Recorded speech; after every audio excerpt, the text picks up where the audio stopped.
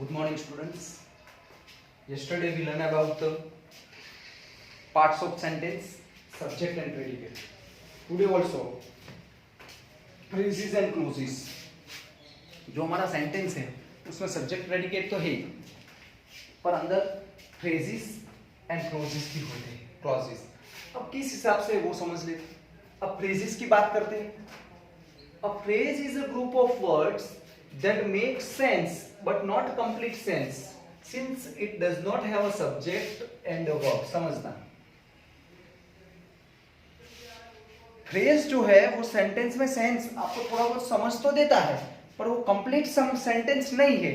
क्यों नहीं है कंप्लीट सेंटेंस? क्योंकि उसके अंदर सब्जेक्ट एंड वर्ब नहीं होता है. फ्रेज में सब्जेक्ट वर्ब नहीं होता है, इसलिए समझ में आता है पर सेंटेंस वो पूरा नहीं होता है. एग्जांपल देते हैं, अक्रॉस द रोड. पर क्या अक्रॉस द रोड, रोड के उस पार, पर कौन कौन जा रहा है, कब गया, क्या, वो पता नहीं चलता. अक्रॉस द रोड मतलब रोड के उसके पार. समझ में आ गया हमें, पर सेंटेंस पूरा नहीं हुआ. कौन गया, कब गया, कहां गया, उसके लिए सब्जेक्ट एंड वर्ब चाहिए. Okay. In the market, market के अंदर, पर कौन गया वो पता नहीं चला. Of great importance, in the garden, pros and cons, in front of, at the village, in spite of, on the chair. सारे के सारे फ्रेज है, subject and predicate, sorry subject and verb नहीं दिया है. अब यहां पे आते हैं क्लोज पे. A clause is a group of word with a subject and a verb. It is usually a part of a sentence. Close में सब्जेक्ट एंड वर्ब होता है, समझ में, और वो पार्ट ऑफ सेंटेंस है. हाँ, वो कंप्लीट सेंस देता भी है और नहीं भी देता है, समझ लेना.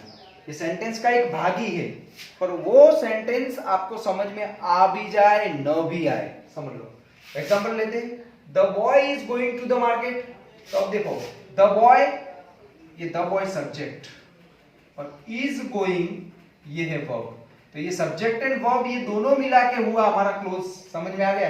क्योंकि subject and verb it's called close, वो आपको पता चल गया. और ये जो टू द मार्केट रहा है ये क्या हुआ? फ्रेज. मींस अब आपको समझ में आ गया कि क्लोज एंड फ्रेज दोनों मिलते हैं, then we'll get the complete sentence. For example मैं यहां क्लोज लेता हूं, देखो, और यहां पे फ्रेज लेता हूं. He went, Rahul eats, Mahesh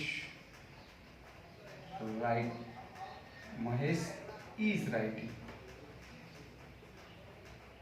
ये क्लोज हुआ क्योंकि ये ही subject verb, subject verb, subject verb. Okay, पर ये कंप्लीट हुआ. ही वेंट पर कहां पे? राहुल ईट्स पर क्या खा रहा है? महेश इज राइटिंग पर क्या लिख रहा है? कंप्लीट सेंस नहीं मिला, कंप्लीट सेंटेंस नहीं. अब उसका पूरा करने के लिए हमें फ्रेज कंपलसरी चाहिए. He went to the market, Rahul eats an apple, Mahesh is writing a letter. ये हुआ फ्रेज, ये हुआ क्लोज. दोनों जुड़ते हैं तब will get the complete sentence. Complete समझ में आ गया कि नहीं आया? ये चीज है, मतलब सब्जेक्ट और वर्ब हो तो वो हुआ क्लोज, और उसके पीछे वाला जो भी है वो हुआ फ्रेज. ऑल्टरनेट भी हो सकता है, अक्रॉस द रोड आगे दिया हो, पीछे सब्जेक्ट दिया हो, वर्ब दिया हो, तो वो भी ध्यान में रखने का. पर सब्जेक्ट वर्ब हो वो क्लोज है, सब्जेक्ट वर्ब के अलावा जो है वो फ्रेज है. समझ में आ गया? इसके थोड़े फीचर्स है, ध्यान में रखने वाले पॉइंट्स. पहले ये दो है जो ये फ्रेज के, ये जो है वो क्लॉज के. A phrase does not convey complete sense. Phrase आपको complete sense, in the market पर कौन गया, क्यों गया, वो हमें पता नहीं चलता. It does not have a subject and a verb. इसको सब्जेक्ट वर्ब नहीं होता है. कंप्लीट. अब क्लोज की बात करें, अब clause as a subject and verb, तो क्लोज को सब्जेक्ट एंड वर्ब दोनों है. इट मे और मे नॉट कंप्लीट सेंस. वो कभी कभार समझ में आ भी जाता है सेंस, कभी कभार नहीं भी आता, it is usually part of sense, ये एक सेंटेंस का पार्ट ही है। कंप्लीट। तो ये था हमारा phrase and clauses. I hope completely समझ में आ गया होगा।